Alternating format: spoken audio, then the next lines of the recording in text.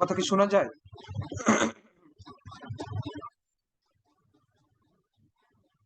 কথা কি শোনা যাচ্ছে?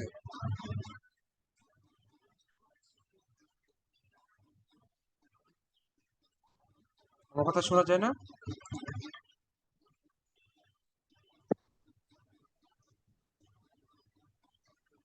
হ্যালো। বোঝা যাইতেছে। আচ্ছা, ঠিক আছে। মানে একটা শুক্রাণু দিয়ে একটি মাত্র ডিম্বাণু নিষিক্ত হবে, এভাবে মানবদেহের ভিতরে অন্তর্নিষেক ঘটে। এই বিষয় মানে দুই প্রস্থ বিশিষ্ট ক্রোমোজোম 2n সমন্বয়ে জাইগোট সৃষ্টি হয়। যেটা আগে বললাম যে শুক্রাণু থেকে অর্থাৎ বাবার কাছ থেকে ক্রোমোজোম আসে n, মায়ের কাছ থেকে অর্থাৎ ডিম্বাণু থেকে ক্রোমোজোম আসে n, n মিলে কি হয়? ক্রোমোজোম 2n হয়। আর এই 2n টা কি আছে, কোথায় আছে? আপনার হচ্ছে মায়ের কাছেও আছে, বাবার জাইগোট। কাছেও আছে 2n। আর সন্তানও কি হলো? 2n হলো। তার জন্য শুক্রাণু অর্ধেক অর্ধেক করে আসে, মানে ক্রোমোজোম অর্ধেক করে আসে পিতার কাছে মায়ের কাছে। এই জন্য রাসমূলক বিভাজন, মিয়োসিস পদ্ধতিতে বিভাজিত হয়। এটাই। ক্লিয়ার, ওকে, ঠিক আছে। ভ্রূণের বিকাশ, নিষিক্ত ভ্রূণের বিকাশটা হয় কিভাবে? যখন ডিম্বাণুটা নিষিক্ত হয়ে যায় তখন ধীরে ধীরে ডিম্বনালী বেয়ে জরায়ুর দিকে অগ্রসর হয়। ডিম্বাণু নিষিক্ত হয়ে গেল তখন কি হয়? জাইগোট তৈরি হলো। ওই জাইগোটটা তখন কি করবে? তখন ডিম্বনালী থেকে বের হয়ে যাবে। কারণ নিষিক্ত হয় কোথায় জানেন? ডিম্বনালীতে হয় নিষিক্তটা। বাট ওখানে তো আর বাচ্চা থাকবে না, ওখানে তো আর বাচ্চা বেড়ে উঠবে না, ওটা তো আর পরিবেশ না। কোনটা পরিবেশ? জরায়ু। জরায়ুতে তখন ধীরে ধীরে ওই জাইগোটটা মানে নিষিক্ত ডিম্বাণুটা যেতে থাকবে। দেন জরায়ুতে যে কি হবে? প্রতিস্থাপিত হবে, ওই জায়গাটাই থাকবে। কারণ ওখানে কি হবে? ভ্রূণটা বড় হবে, ওখানে বাচ্চাটা থাকবে ওই জরায়ুতে। বুঝতে পারছেন সবাই? এই জন্য বলছে ডিম্বনালী থেকে নিষিক্ত ডিম্বাণু ধীরে জি ধীরে ভাইয়া। ডিম্বনালী থেকে পেয়ে কোথায়? জরায়ুর দিকে অগ্রসর হয়।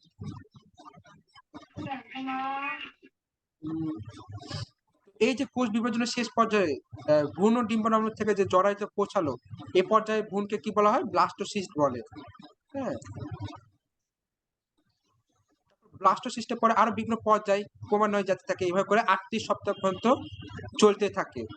দেন পরে তখন কি হয়? ভূমিষ্ঠ হয়। পর্যায়গুলো সকল ভূমিকে জরায়ুর প্রাচীরে সংলগ্ন থাকতে হয়। তাহলে ব্লাস্টোসিস্টটা কোথায় সংযুক্ত? জরায়ুর প্রাচীরে। কারণ ওই জরায়ুর প্রাচীরে সংলগ্ন থাকলে কি হবে? তাহলে জরায়ুতে থাকতে পারবে, নাহলে অন্য কোথাও চলে যাবে। আর অনেক সময় কি হয়? ওই জরায়ুতে না যদি লাগতে পারে ঠিকভাবে, বা অন্য কোথাও যদি ডিম্ব নালীতে যদি নিষিক্ত না হয়, অন্য কোথাও যদি নিষিক্ত হয়, তখন জরায়ুতে বাচ্চাটা থাকবে না, তখন অন্য জায়গায় থাকবে। যেটাকে কি বলা হয়? একটোপিক বলে মেডিকেলের ভাষায়। এটা ওকে। জরায়ুর তাহলে জরায়ুর অন্তর্গাত্রে মানে জরায়ুর মধ্যে কি হয়? ভ্রূণটা বাড়তে থাকে, ভ্রূণটা বড় হতে থাকে জরায়ুর মধ্যে, এবং ধীরে ধীরে কিসে পরিণত হয়? মানব শিশুতে পরিণত হয় ভ্রূণটা বৃদ্ধি পেতে। 38 থেকে 40 সপ্তাহ পর্যন্ত গর্ভাবস্থা বিদ্যমান থাকে, যেটা আপনাদেরকে একটু আগে বললাম। হ্যাঁ, তো 38 থেকে 40 সপ্তাহ মানে 38 উইক, এটা হচ্ছে পারফেক্ট। তো 38 থেকে 40 সপ্তাহের মধ্যে গর্ভাবস্থা হয়ে থাকে। অমরা প্লাসেন্টা কি? যে বিশেষ অঙ্গের মাধ্যমে মাতৃ জরায়ুতে ক্রমবর্ধমান ভ্রূণ এবং মাতৃ জরায়ু টিস্যুর মধ্যে সম্পর্ক স্থাপিত হয়, তাকে অমরা বা গর্ভফুল বলে।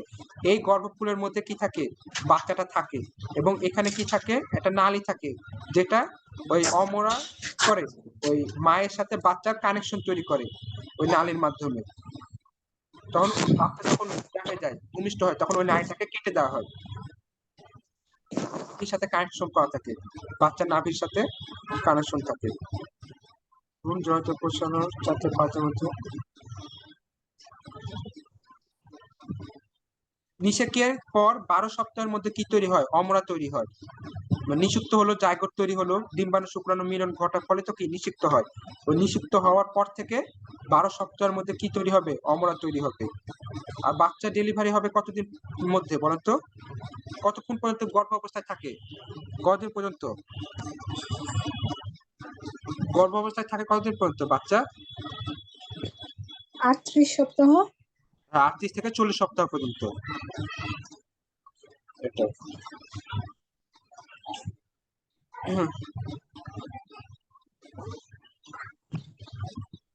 আমাদের এখানে একটা পেশেন্ট এসেছিল, বাচ্চাটা জন্ম 28 সপ্তাহের মাথায় হয়ে গেছিল। যার ফলে পরিপূর্ণ বিকাশ ঘটেনি। হ্যাঁ, দেন আমাদের এখানে অনেক জটিল রোগের সৃষ্টি হয়েছে।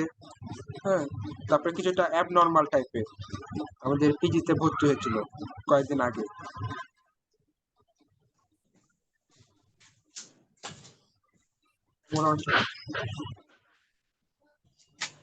আমরা মাধ্যমে ভ্রূণ কি করে মায়ের মাধ্যমে রক্ত থেকে অক্সিজেন গ্রহণ করে।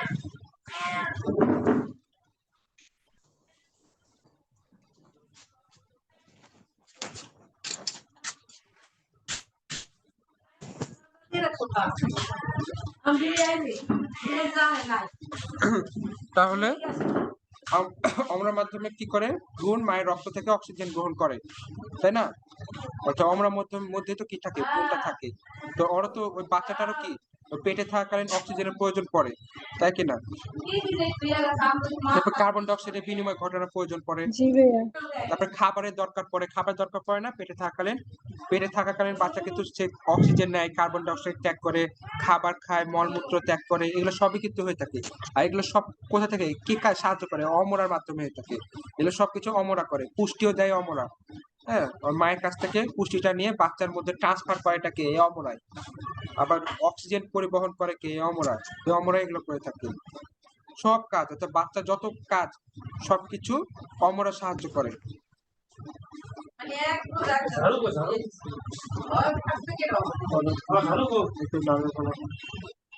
তো যেটা আপনাকে ওই যে নালী যেটা আমরা বললাম না, ওটাকে কি বলা হয়? আম্বেলিকাল কর্ড, যেটা মায়ের সাথে বাচ্চার নাভির সাথে কানেকশন করা থাকে, আম্বেলিকাল কর্ড।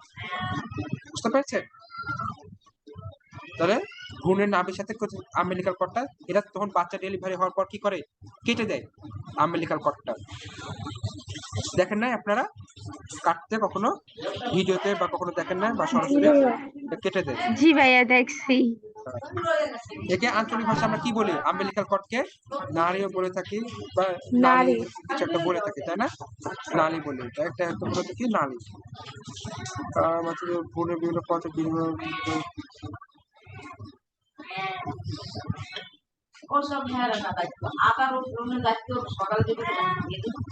ভ্রূণ মাতৃগর্ভে কতদিন? 40 সপ্তাহ অবস্থান করে, এটা তো এর আগেই হলো।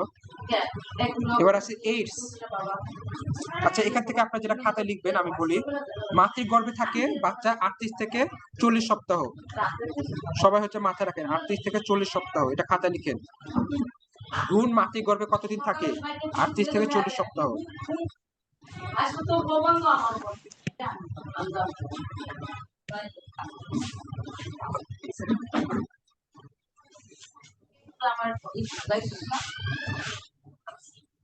লেখা হলে বলবে। জি ভাইয়া শেষ। আর আরেকটা লিখেন, অমরা গঠিত হয় 12 সপ্তাহের মধ্যে। 12 সপ্তাহের মধ্যে অমরা গঠিত হয়। এগুলো কি সকালে বানায় আপনি? না, খাদ্যের না সেটা বলে, কিন্তু এখানে ছিল আবার। জি ভাইয়া শেষ। ওকে, তাহলে এইডস এর পূর্ণরূপ কি? Acquired immune deficiency syndrome. এটা মাথায় রাখবেন, হ্যাঁ?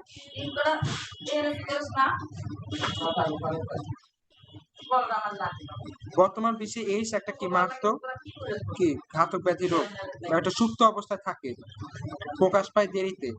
1981 সালে রোগটা আবিষ্কৃত হয়। তাহলে এটা মাথায় রাখবে, বর্তমানে এইডস একটা মারাত্মক ঘাতক। আর এইডস এর পূর্ণরূপটা সবাই খাতা লিখে, এটা ইম্পর্টেন্ট। এইডস এর পূর্ণরূপ এটা সবাই খাতা লিখে।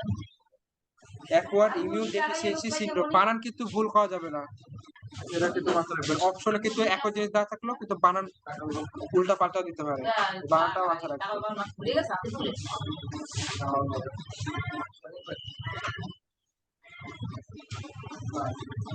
মামা আইসি আস্তা মুখি নিয়েছে আস্তে আস্তে মুখি রোজ করি সবচেয়ে ভালো হইছে আর পোলাও ভাইয়া আপনার হোস্টেলে কি মেয়েও থাকে নাকি? মামা ইদের খান খালা এসেছে রান্না করতে। মুখি রোজ করি বুঝতে পারছেন? জি ভাইয়া শেষ। শেষ লেখা? ওকে, ঠিক আছে। সারা বিশ্বে বর্তমানে প্রায় 2,30,00,000-এর বেশি লোক এইডস জীবাণু দ্বারা আক্রান্ত। এটা দরকার নেই, এর মধ্যে এই তো এই এইডস রোগটা কেন হয়? এইচআইভি ভাইরাসের কারণে, এইচআইভি ভাইরাসের আক্রমণের কারণে এইডস হয়। এইচআইভি পূর্ণরূপ কি? Human immune deficiency virus. Human immune deficiency virus. সবাই এটা হচ্ছে খাতা লিখেন, এইচআইভি ভাইরাসের কারণে এইডস হয়, আর এইচআইভি হচ্ছে পূর্ণরূপ হচ্ছে human immune deficiency virus. Very important. আসলে ভাত ওই রাখা যাবে না, যদি আপনি আগে পর্যন্ত ভাতের রকম থাকে ভাতের সাথে চাল দিয়ে করে রাখা যাবে না, ভাত হিসেবে নষ্ট হয়ে যাবে। আজকে সকালে ভাত আনিয়ে দিয়ে পারলে কেউ ভাত খাবে কিনা লিখা হলে বলবেন, হ্যাঁ। জিজ্ঞেস পাচ্ছি তুমি ভাত খেয়েছো? 4 জন আছে এখন। খেয়েছো? না। ভাত উঠে রাখো। ভাই ভাত খেয়েছো? সবাই একটু 1 মিনিট ওয়েট করেন, আর সবাই এটা খাতায় লিখে নেন। ওকে।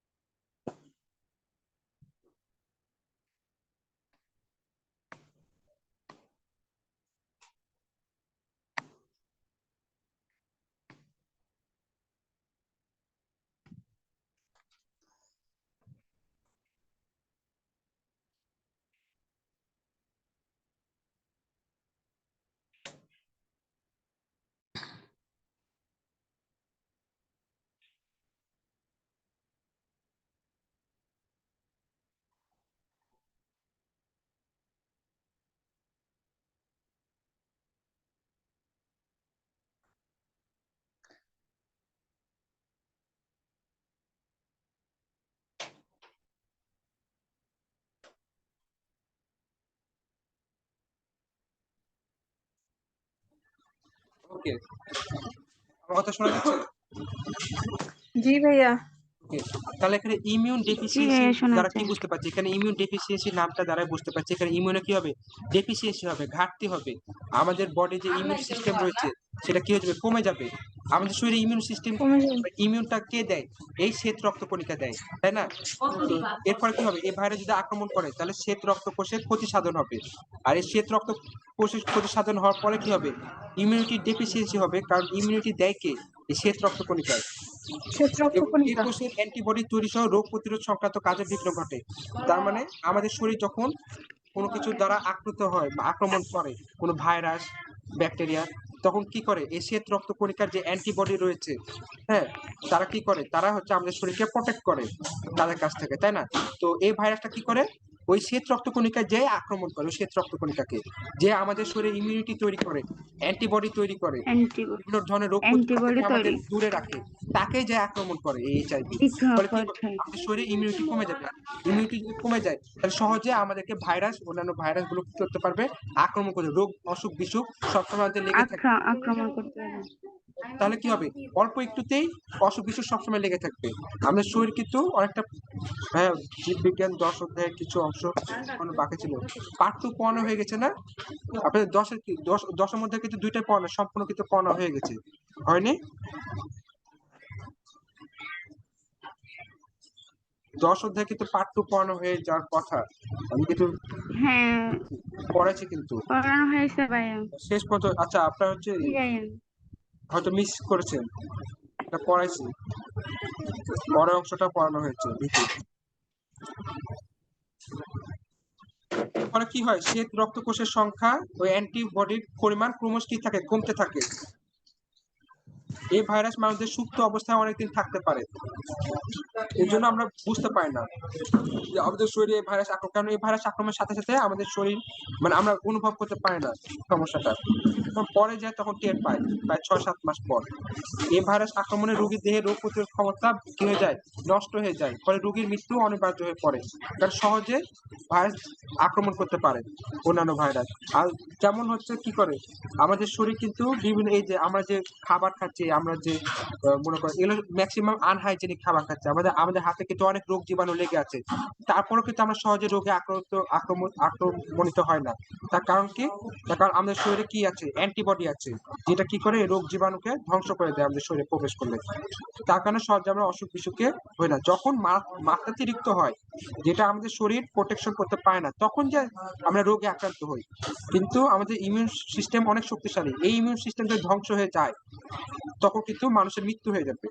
তখন যে ভাইরাসে আক্রমণ করুক না কেন, ছোটখাটো যে ভাইরাসই হোক না কেন, সেটাই রোগের সৃষ্টি করবে, সেটাই আমাদেরকে কাবু করে ফেলবে। আর এই ইমিউন সিস্টেমকে ধ্বংস করে দেয় এই এইচআইভি ভাইরাস। এটা এর ফলে কি হয়, এইডস রোগ হয়। ক্লিয়ার সবাই? জি ভাইয়া। হ্যাঁ। জি তো ভাইয়া, এইডস রোগের ক্লিয়ার। প্রতিরোধের কোনো ওষুধ এখনো কি আবিষ্কার হয়নি। তার মানে কি, আমাদেরকে আগে থেকে সচেতন থাকতে হবে যাতে আমরা এইডস রোগে আক্রান্ত না হই। কারণ এইডস রোগে যদি একবার আক্রান্ত হয়ে যায় তাহলে এর নিরাময় করা খুব কঠিন। তো কি ভাবে এইডস রোগ হইতে পারে, কি কারণে হয়, সেটা যদি আমরা জানতে পারি তাহলে আমরা এখান থেকে বেঁচে থাকতে পারবো, এইডস রোগ থেকে আমরা দূরে থাকতে পারবো। তো কি কারণে হয়? এইডস আক্রান্ত পুরুষ বা মহিলার সাথে অনিরাপদ যৌন মিলনের মাধ্যমে এই রোগ হয়। অর্থাৎ তার যে কোনো প্রোটেকশন না নিয়ে যে অনিরাপদ যৌন মিলন করে তখন এইডস রোগ হবে। তবে দুর্ঘটনাজনিত রক্তক্ষরণ, প্রসবজনিত রক্তক্ষরণ, বড় অস্ত্রোপচার, রক্তশূন্যতা, থ্যালাসেমিয়া, ক্যান্সার এইসব ক্ষেত্রেও হয়ে থাকে।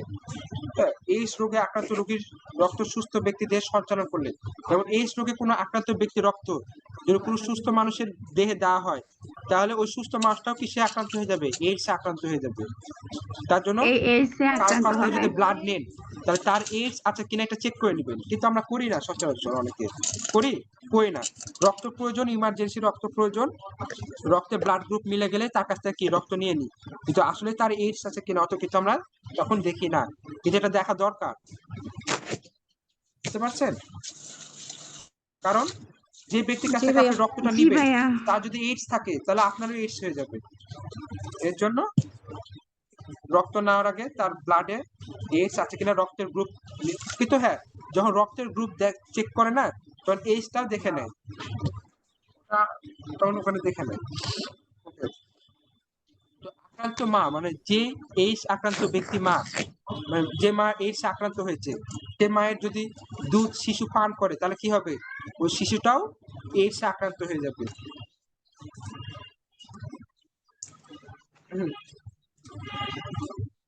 আবার এইচআইভি জীবাণুযুক্ত ইনজেকশনের সিরিঞ্জ, সুচ, দন্ত চিকিৎসার যন্ত্রপাতি এবং অপারেশনের যন্ত্রপাতি ব্যবহারের মাধ্যমেও সুস্থ ব্যক্তি কি এই রোগে আক্রান্ত হতে পারে। আর এমনকি শিরনে একই ব্লেড একাধিক ব্যবহার করলেও কি হয়, এই রোগটি ছড়ায়। তার কারণে সেলুনে একজনের যদি ইউজ করে ফেলে ব্লেড, তাহলে ওই ব্লেডটা অন্য জনের ইউজ করা যাবে না, নতুন একটা ব্লেড ইউজ করতে হবে। তবে এইডসে আক্রান্ত কোনো ব্যক্তির অঙ্গ অন্য ব্যক্তির দেহে প্রতিস্থাপন করলে রোগ সংক্রমিত হয়।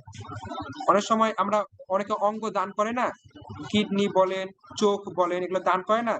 তো ওই ব্যক্তির যদি এইডস হয়ে থাকে আর ওই এইডস আক্রান্ত ব্যক্তি যদি কোনো অঙ্গ কোনো ব্যক্তির সুস্থ ব্যক্তির দেহে যদি প্রতিস্থাপন করা হয় বা লাগানো হয় তখন কি হবে, ওই সুস্থ ব্যক্তিটাও এইডসে আক্রান্ত হয়ে যাবে। তাহলে এই বিষয়গুলো এইডস আমাদের রোগে খেয়াল রাখতে আক্রান্ত হবে। হবে। তাহলে এই বিষয়গুলো খেয়াল রাখলে আমরা এইডস থেকে কি মুক্ত থাকতে পারবো। তো যেটা একটু আগে আপনাদের বললাম যে রোগ জীবাণু সুস্থ দেহে প্রবেশ করার 6 মাস পরে এই রোগের লক্ষণগুলো প্রকাশ পায়। কারণ কি, সুপ্ত অবস্থায় থাকে, সাথে সাথে প্রকাশ করে না, সুস্থ অবস্থায় থাকে, 6 মাস পরে জায়গা লক্ষণগুলো প্রকাশ করে। তখন আমরা বুঝতে পারি হ্যাঁ আমার কিছু একটা সমস্যা হয়েছে, তখন আমরা ডক্টর কাছে যাই। তো ডক্টর কাছে যাওয়ার পর জানতে পারি কি হয়েছে, এইডস হয়েছে। কিন্তু সাথে সাথে এমন কোনো লক্ষণ প্রকাশ করে না যাতে আমি বুঝতে পারি যে আমার এইডস হয়েছে। আপনার মধ্যে যদি এইডস থেকেও থাকে তা আপনি বুঝতে পারবেন না হ্যাঁ যে আমার মধ্যে এইডস আছে, কারণ তখন কোনো লক্ষণই প্রকাশ পাবে না, সুপ্ত অবস্থায় লুকিয়ে থাকবে। হ্যাঁ, কোনো অ্যাকশন নিবে না ওই এইচআইভিটা। যখনই অ্যাকশনটা নেওয়া শুরু করবে তখনই আপনি এইডস রোগে আক্রান্ত হবেন, এটাই। কিন্তু ভাইরাসটা আপনার মধ্যে থাকবে, এটাই, কিন্তু ঘুমন্ত অবস্থায় থাকবে। ওকে, তাহলে এইটা কিছু লক্ষণ আছে, তার মধ্যে মোস্ট ইম্পর্টেন্ট লক্ষণটা হচ্ছে কি, রোগীর ওজন কমে, অনেকদিন ধরে শুকনো কাশি থাকে। হ্যাঁ, তারপর এগুলো হচ্ছে মূলত ম্যাক্সিমাম মানুষের ক্ষেত্রে হয়। তো এই হলো 11 অধ্যায় শেষ। এবার আমরা যাই 12 অধ্যায়।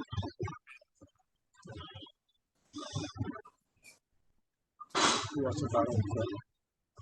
জীবের বংশগতি, বিবর্তন, অর্থাৎ আমরা এরকম টপিক কিন্তু এর আগে পড়েছি সাধারণ আজকে কি আর অধ্যায় পড়ানি হইব?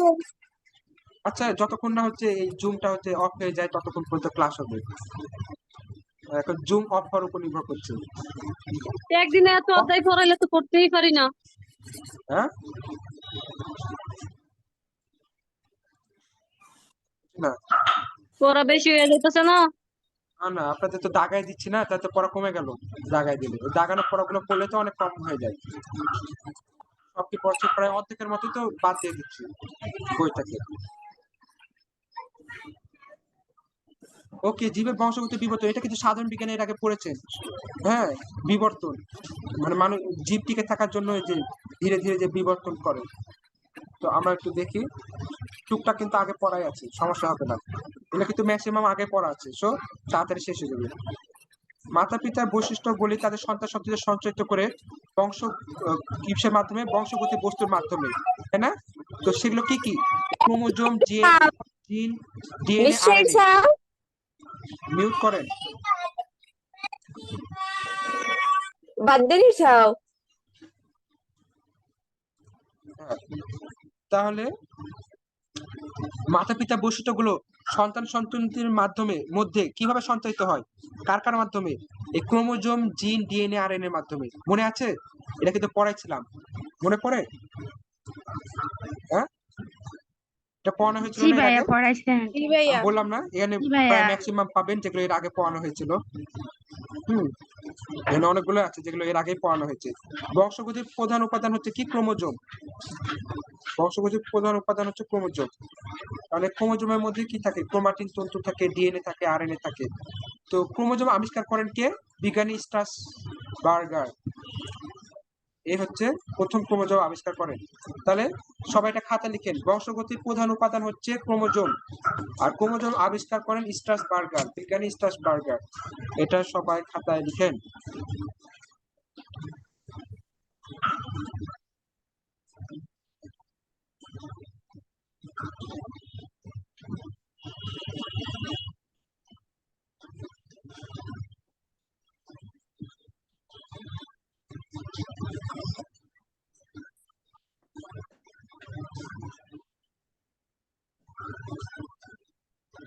এখানে ম্যাক্সিমাম পাবেন যেগুলো এর আগেই হয়েছে পড়ানো। এখানে একটু বিস্তারিত দেওয়া আছে।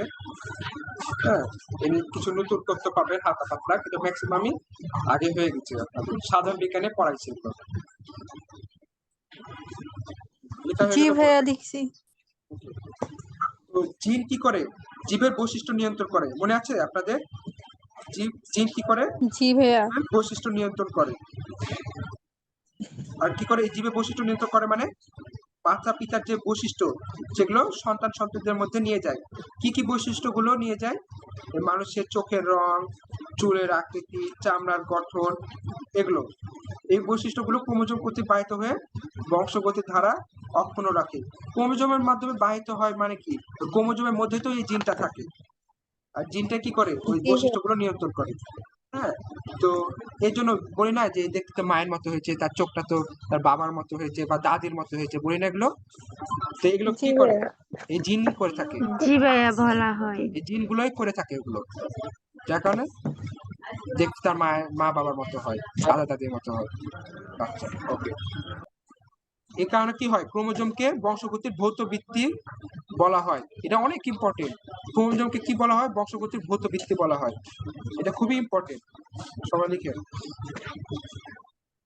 আর বুঝতে পারছেন যারা ডিপ্লোমা আছেন, এগুলো কিন্তু আপনাদের লাগবে। জীববিজ্ঞান বলে মনে করেন না যে আপনাদের লাগবে না, এগুলো কিন্তু আপনাদের লাগবে। এগুলো এমনি পাওয়াচ্ছে না।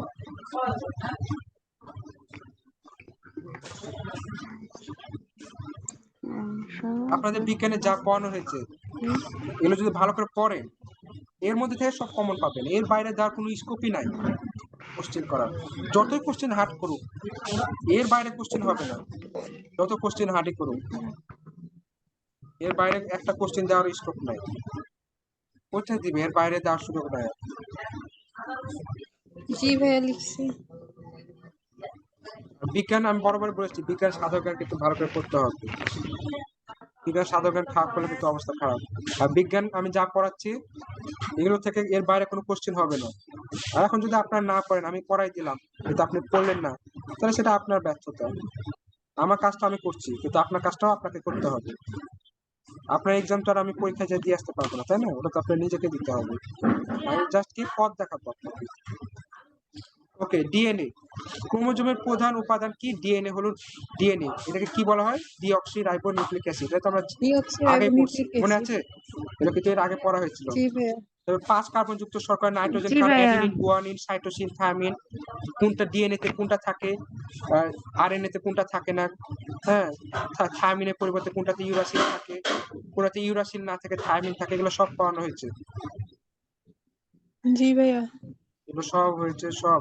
তাহলে এই যেগুলো দাগ দাও না, এগুলো পড়ে নিবেন, দাগ দাও গুলো পড়ে নিবেন।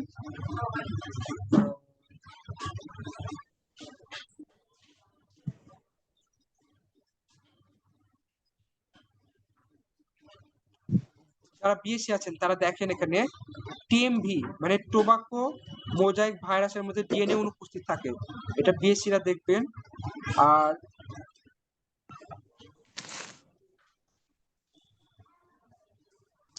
ব্যাস, এগুলো সবাইকে পড়তে হবে।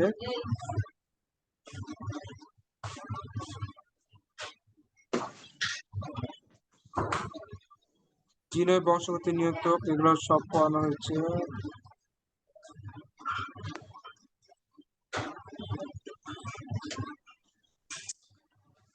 এটা দরকার নাই, এটা কাটা। এই যে দাগানো আছে না, এটা কাটা, এটা বাদ, এটা লাগবে না।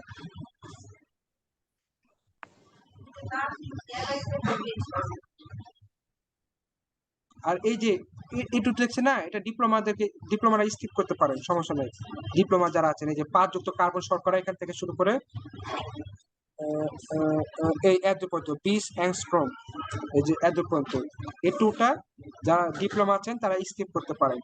শুধুমাত্র এটা রাখবেন যে কোনটা একটা কোনটাতে ডিএনএ তে থাকে, কোন নাইট্রোজেন ক্ষার, আর কোনটাতে হচ্ছে আরএনএ থাকে না, আর কোনটাতে আরএনএ তে থাকে যেটা ডিএনএ তে থাকে না।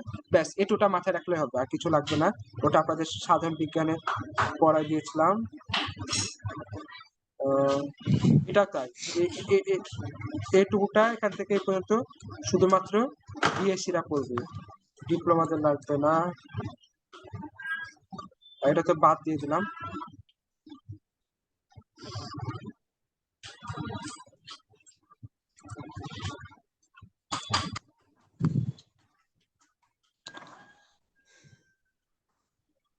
এটা করবেন পরিমাণের চেন বিক্রিয়া পদ্ধতি আরো নিপুণভাবে অল্প নমুনা ব্যবহার করে নির্মূলভাবে শনাক্ত করা সম্ভব হচ্ছে। হ্যাঁ, ডিএনএ ফিঙ্গারপ্রিন্টের কথা বলছি আর কি এখানে। মানব দেহে ক্রোমোজোম সংখ্যা কতটা? 46টি বা 23 জোড়া। আমাদের 22 জোড়া হচ্ছে কি অটোজোম, 1 জোড়া হচ্ছে শেষ ক্রোমোজোম। এগুলো সবই পড়ানো হয়েছে আপনাদের, মনে পড়ে এগুলো? এগুলো তো পড়ানো হয়েছে এর আগে। জি ভাইয়া, জি এগুলো তো সব পড়ানো হয়েছে।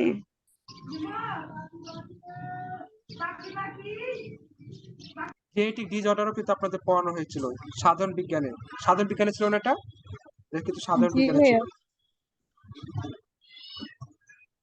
দাগানো গুলো পড়বেন এখানে, যেগুলো দাগানো দেওয়া হয়েছে।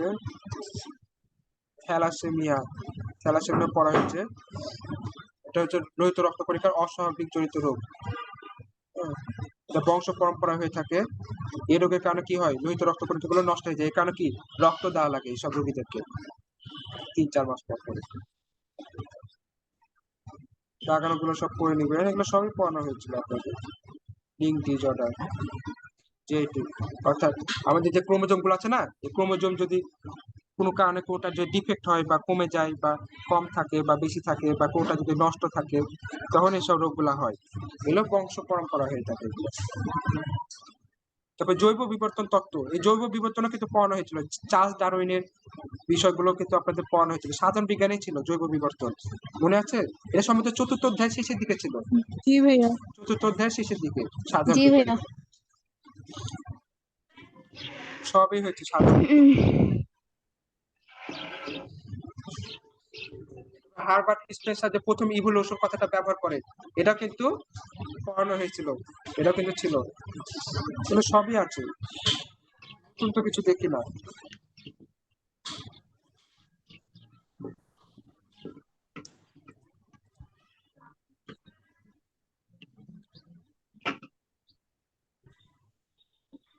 এগুলো সব হচ্ছে পোটো ভাইরাস থেকে কিভাবে ভাইরাস হয়, যেহেতু চার্লস ডারউইন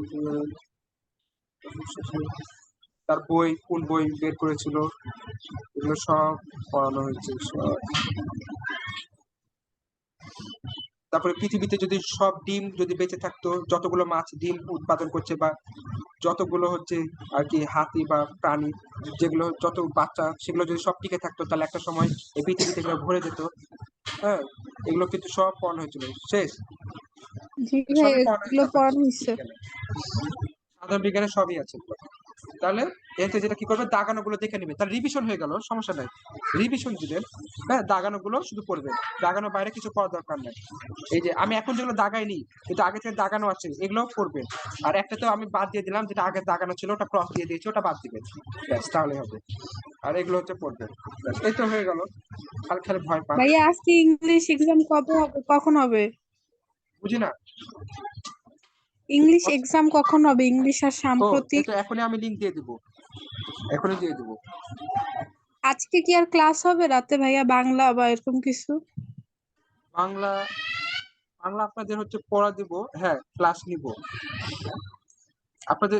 আমি বাংলা কিছু আমি বাংলা পড়া দিব, দেন ওর ভিত্তিতে আপনাদের যা যা প্রবলেম হবে হবে পড়ার সময় ওগুলো আমাকে গ্রুপে বলবেন, সেই সমস্যাগুলো নিয়ে আপনাদের ক্লাস নেব। আচ্ছা ভাইয়া। আর কোন কোন টপিক পড়তে হবে ওটা কিন্তু বলে দিয়েছি, আমি পিডিএফ ও দিয়ে দিয়েছি। জি ভাইয়া। আপনারা কি করবেন, প্র্যাকটিস করবেন আপনাদের যার কাছে যে যা বই আছে। হ্যাঁ, ম্যাথের ক্লাস একে একে শেষ করি। সাধারণ বিজ্ঞান শেষ করলাম, জীববিজ্ঞান শেষ করলাম, তারপরে ইংরেজি শেষ করলাম, এখন বাংলা শেষ করব, তারপরে গণিত, একে একে সব শেষ করে দেবো জীববিজ্ঞান চেষ্টা শেষ করবেন। করে কি একটা মডেল টেস্ট নেবেন না ভাইয়া 100 মার্কের? হ্যাঁ হ্যাঁ, অবশ্যই নিব, 100 মার্কে অবশ্যই। জীববিজ্ঞান পরীক্ষাটা নিব আপনাদের কালকে নিব, কারণ এখনো 2টা অধ্যায় বাকি আছে। তাহলে সবগুলো শেষ করে ফেলবেন ওই 2টা অধ্যায় বাদে, মানে 13 আর 14 অধ্যায় বাদে, বাকি সব হচ্ছে পড়ে শেষ করে ফেলবেন। আমি কিন্তু কালকেই জীববিজ্ঞান রাতের বেলায় পরীক্ষা নিব, সবাইকে বলে রাখলাম। বাংলা পড়ার পাশাপাশি জীববিজ্ঞানটা দেখে রাখবেন, চোখ বোলাবেন, কারণ যখন যেটা পড়ে তখন যদি সেটা না পড়ে থাকেন তাহলে এখন কিন্তু শেষ করতে পারবেন না, এটা কখনোই সম্ভব না। আর যদি এমন হয় যে যেদিন যে ক্লাস নিয়েছি সেদিন সে পড়াটা কমপ্লিট করেছিলেন, তাহলে শেষ করতে পারবেন। আর আপনাদের হাতে বেশি সময় নাই, কষ্ট হলেও কি করতে হবে, শেষ করতে হবে। আজ কয় তারিখ? আজ হচ্ছে 19 তারিখ, আর কয়দিন, আর 12 দিনের মতো সময় আছে, 12 তারিখ। আমার এই দেখেন এটা এই তো, কারো কোনো কোশ্চেন আছে বা কিছু বলার আছে? এইখানে না একটা অর্ডার নিয়ে কারো কোনো কোশ্চেন আছে বা কিছু বলার আছে? না